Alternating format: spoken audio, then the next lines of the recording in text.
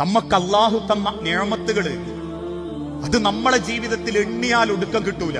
ഇക്കഴിഞ്ഞ ദിവസം 3 ദിവസങ്ങൾക്ക് 4 ദിവസങ്ങൾക്ക് മുൻപ് ഒരു ചെറുപ്പക്കാരൻ എന്നെ കാണാൻ വന്നിരുന്നു. ജുമുഅക്ക് ശേഷം കുറെ കരഞ്ഞു അവൻ. ഇപ്പൊ ഞാൻ ചോദിച്ചു എന്താ? ഓൻ പറഞ്ഞു എന്റെ കല്യാണമായിരുന്നു കഴിഞ്ഞ 2 ആഴ്ച മുൻപ്. കല്യാണം കഴിഞ്ഞു, ഞാനും എന്റെ അനിയനും മാത്രമേ ഉള്ളൂ. പ്രസവിച്ച് കുറച്ച് കാലം കഴിഞ്ഞ് അനിയനെ പ്രസവിച്ച് കുറച്ച് കാലം കഴിഞ്ഞപ്പോ ഒരു ബ്രസ്റ്റ് ക്യാൻസർ വന്ന് ഉമ്മ ഞങ്ങളെ വിട്ടുപോയതാ.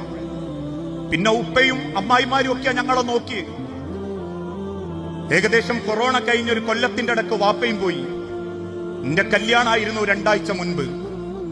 ഞാൻ ആ കല്യാണത്തിന് വിട്ടുനിറങ്ങുമ്പോ എനിക്കെന്റെ നെഞ്ചു പടയാൻ തുടങ്ങി. ഞാൻ എന്റെ പെണ്ണിനെയും കുട്ടി തിരിച്ചു വന്നപ്പോ ഒന്ന് കൈ പിടിച്ച് അകത്തേക്ക് കൊണ്ടുപോകാൻ എനിക്ക് ഉമ്മല്ല, എനിക്കൊരു പെങ്ങളുമില്ല.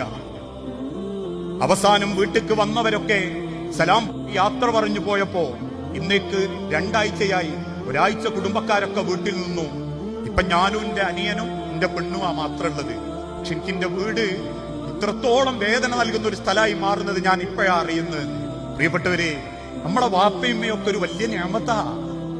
നമുക്കൊരാളുണ്ടാവുക, കയറി ചെല്ലുമ്പോ ഒന്ന് സലാം പറയാണ്ടാവുക, ഇനി എപ്പോഴാ മോനെ വന്നോന്ന് ചോദിക്കാൻ ഒരാളുണ്ടാവുക, സൂക്ഷിച്ചു പോണട്ടോ ഇനി ദ്വാരിക്കണട്ടോ എന്ന് പറയാൻ ഒരു ഉമ്മയും വാപ്പയും ഉണ്ടാവുക, കയറി വരുമ്പോ ഒന്ന് കൈ പിടിച്ച് അകത്തേക്ക് കൂട്ടിക്കൊണ്ടുപോകാൻ ഒരു പെങ്ങളുണ്ടാവുക, കല്യാണ കാര്യങ്ങളൊക്കെ ഒന്ന് നോക്കി നടക്കാൻ ഒരു